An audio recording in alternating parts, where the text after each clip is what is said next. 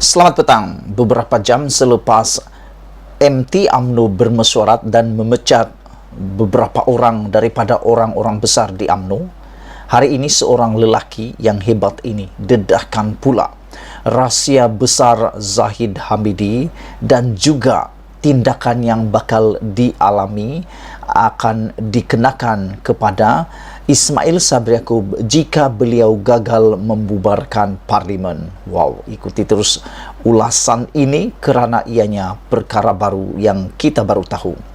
Lelaki ini cukup berani mendedahkan rahsia Zahid Hamidi, juga cukup berani menyatakan bahawa kalau Ismail Sabri Yaakob gagal bubar parlimen tahun ini amaran dan ini hukuman yang mungkin dibuat oleh Zahid Hamidi UMNO kepada Ismail Sabri Yaakob. Sebelum aku nak teruskan, aku amat simpati dengan Perdana Menteri UMNO kali ini. Dia Perdana Menteri dari UMNO, tetapi dia dibelasah, dikecam, bahkan didesak, dihimpit oleh UMNO sendiri. Apa himpitannya? Nakkan PRU sangat. Aku tak faham. Saudara-saudara sekalian, jika Perdana Menteri gagal bubar parlimen, dia akan digantung keahlian UMNO, kata lelaki ini. Lelaki ini bukan siapa-siapa, lelaki ini bukan tidak ada apa jawatan, tetapi dia adalah Ketua UMNO Aleseta. Ini bukan bilis-bilis orangnya, ini adalah orang yang jerung-jerung, paus bosku. Dia bukan bilis, dia adalah orang yang berpengaruh kuat kerana beliau adalah Ketua UMNO Aleseta. Muhammad Yusuf Ismail berkata, dia belum menerima sebarang makluman rasmi berhubung penggantungan keahliannya daripada parti itu. Namun Muhammad Yusuf percaya tindakan terhadap dirinya itu merupakan isyarat kepada Perdana Menteri Ismail Sabri Yaakob jika gagal membubarkan parlimen dalam masa terdekat.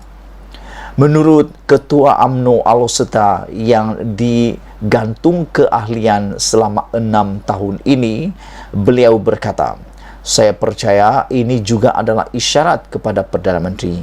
Jika Dewan Rakyat tidak dibubarkan segera, maka dia juga akan digantung seperti saya, katanya lagi. Saya agak kesal kerana hukuman ke atasnya dilihat lebih berat berbanding hukuman ke atas bekas ahli MKT UMNO, Lokman Nur Adam, yang lebih banyak memburukkan Perdana Menteri, katanya pada satu kenyataan hari ini. Itulah seperti dalam konten aku sebelum ini, yang mengecam, yang menghentam, yang memaki dan menghina Perdana Menteri dan negara, kerajaan, yaitu Lokman Adam, pula tidak diberikan hukuman yang berat. Tapi yang mengkritik secara tertutup Perdana Menteri Zahid Hamidi, Presiden UMNO, pula dipecat, dan juga yang ini yaitu Muhammad Yusuf Ismail digantung keahlian UMNO selama 6 tahun. Jelasnya dia ada mengkritik Presiden, tetapi dalam kumpulan WhatsApp Ketua Bahagian UMNO, katanya lagi. Ini tidak secara terbuka. Beliau hanya mengkritik, tetapi dalam kumpulan WhatsApp Ketua Bahagian UMNO, rupa-rupanya dalam kumpulan WhatsApp Ketua Bahagian UMNO itu ada rupa-rupanya perisik-perisik ataupun spy yang sampaikan pula kepada Presiden UMNO. Jadi hati-hati dalam perbualan di WhatsApp, terutamanya grup-grup politik. Mana tahu ada spy yang sengaja disimpan untuk menjadi spy. Hati-hati bosku. Semalam MKT UMNO dilaporkan membuat keputusan menggantung keahlian Muhammad Yusuf dan ahli Parlimen Pasir Salak Tajuddin Abdul Rahman. Kedua-dua mereka digantung keahlian selama 6 tahun ataupun 2 penggal. Sementara itu, Muhammad Yusuf berkata dia hanya mengetahui perkara itu melalui rakan ahli Majlis Kerja Tertinggi MKT UMNO selepas mesyuarat malam tadi. Kritikan tertutup pada Zahid, sehingga kini tiada makluman rasmi mengenainya dibuat ibu pejabat UMNO kepada saya dan belum memikirkan sama ada akan membuat rayuan terhadap keputusan itu. Saya percaya, katanya, keputusan penggantungan yang diumumkan pada mesyuarat MKT UMNO itu adalah kesan tindakan saya yang kerap mengkritik Presiden UMNO Ahmad Zahid Hamidi, namun dilakukan secara tertutup, katanya lagi. Setakat ini saya belum dimaklumkan secara rasmi mengenai hukuman penggantungan 6 tahun ini. Hanya dimaklumkan beberapa rakan MKT melalui panggilan telepon malam tadi, katanya lagi. Itulah dia, saudara-saudara, pendedahan yang luar biasa daripada seorang ketua UMNO bahagian, ketua UMNO yaitu Ketua UMNO Alor-Setar Muhammad Yusuf Ismail, yang mengatakan bahawa jika Perdana Menteri gagal bubar Parlimen, dia akan digantung keahlian UMNO seperti saya. Beraninya dia. Sebelum kita berpisah, jangan lupa tinggalkan komen anda dan ikuti terus pendedahan yang ini pula. Selepas mesyuarat MT UMNO semalam, kini satu tarik yang bakal jadi realiti untuk menjadikan PRU15 ialah 11 hari dari sekarang, yaitu 12 Oktober bubar Parlimen. Mesyuarat MT UMNO malam tadi membuat ketetapan bahawa PRU15 mesti diadakan pada tahun ini juga. Meskipun berdepan kemungkinan berlaku musim tengkujuh dan banjir serta bencana alam di beberapa negeri.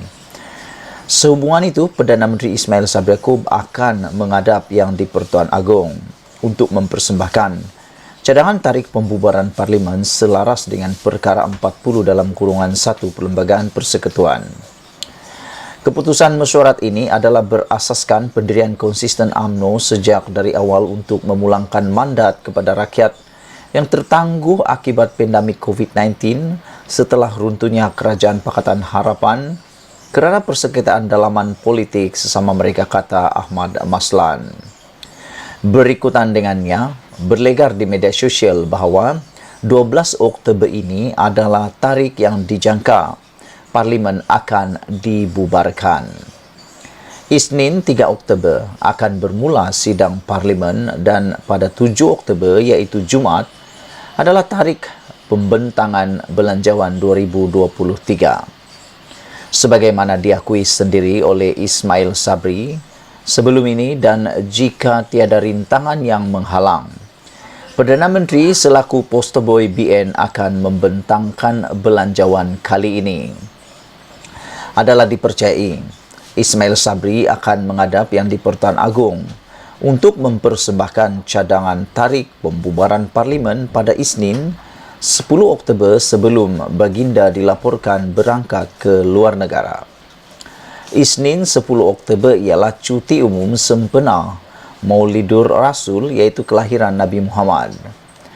Sekiranya pembubaran Parlimen itu dipersetujui Agong, Ismail Sabri akan memaklumkan perkara tersebut kepada mesyuarat Kabinet pada Rabu 12 Oktober.